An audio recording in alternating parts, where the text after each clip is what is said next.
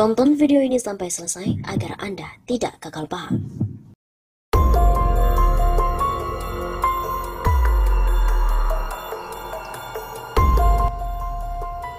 Mungkinkah Jokowi terlibat melawan konstitusi dalam penundaan pemilu 2024? Jika dirunut dan juga dianalisis, wacana penundaan pemilu 2024 pertama digulirkan oleh salah satu menteri dalam kabinet Jokowi, yakni Bahlil Lahadalia, Menteri Investasi, di bawah koordinasi dari Menko Kemaritiman dan Investasi.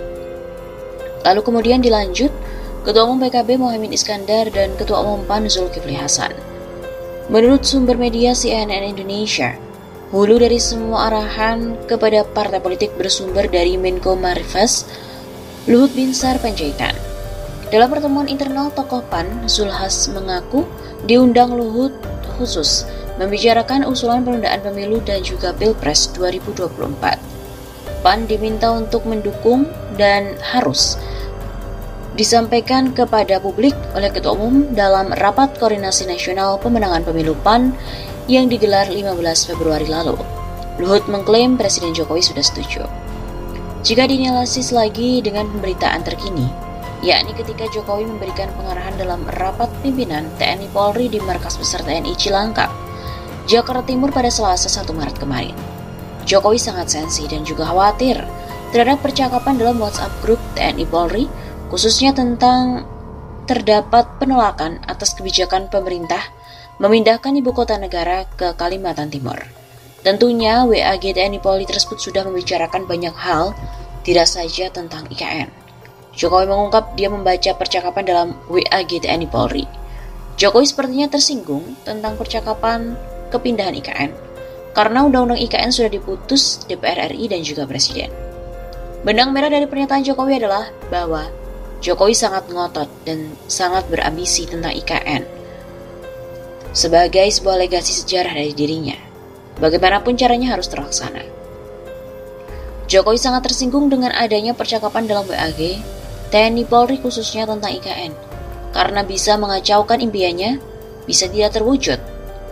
Jokowi membutuhkan waktu setidaknya tambahan 2 tahun lagi sampai 2026, supaya IKN bisa terbentuk.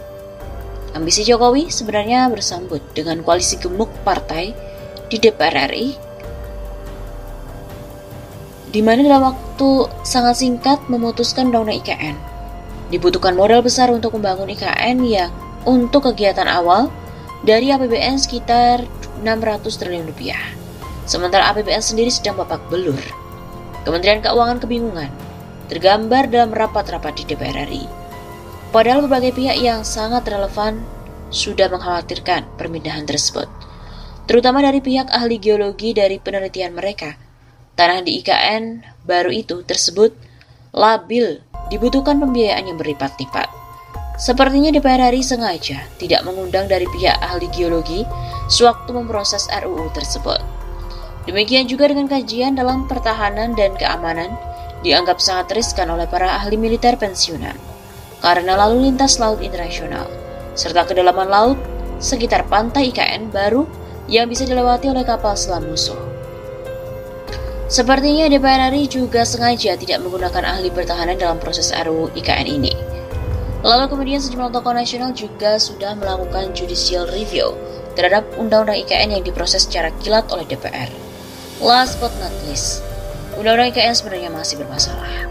Kepindahan IKN masih merupakan aspirasi terbatas dari elit istana dan juga elit parpol.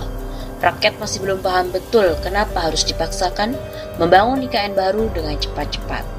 Dengan kata lain bisa disimpulkan bahwa wacana penundaan pemilu 2024 ini sebenarnya adalah rencana istana demi terlaksananya IKN baru. Jokowi tidak percaya terhadap pemerintahan berikutnya. Bisa-bisa IKN baru tidak diteruskan. Dibutuhkan waktu sampai 2026 setidak-tidaknya agar IKN terbentuk. Nah, Ketua Umum PAN dan PKB bangga berperan dalam memuluskan rencana memunculkan wacana penundaan pemilu 2024. Namun sepertinya ada kekecewaan istana, terutama tentunya Presiden. Kurang baik dengan komunikasi yang dibangun oleh tangan kanannya, sehingga PDIP menolak dengan keras rencana penundaan pemilu 2024 itu.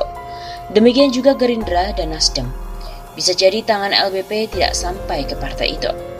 Yang pasti, partai oposisi Demokrat dan PKS sejak awal sudah menolak.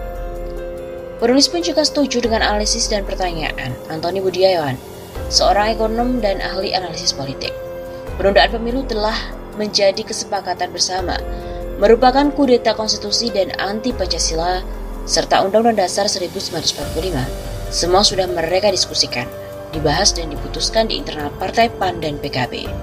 MK bisa bubarkan parpol anti-Pancasila dan Undang-Undang Dasar 45. Tentunya Jokowi sebagai presiden tidak lepas dari permintaan tanggung jawab. Ambisi dan kepentingan segelintir elit, serta pribadi presiden untuk memaksakan ide dan mimpinya melalui wacana penundaan pemilu tentunya harus mendapatkan perlawanan yang luas dari masyarakat.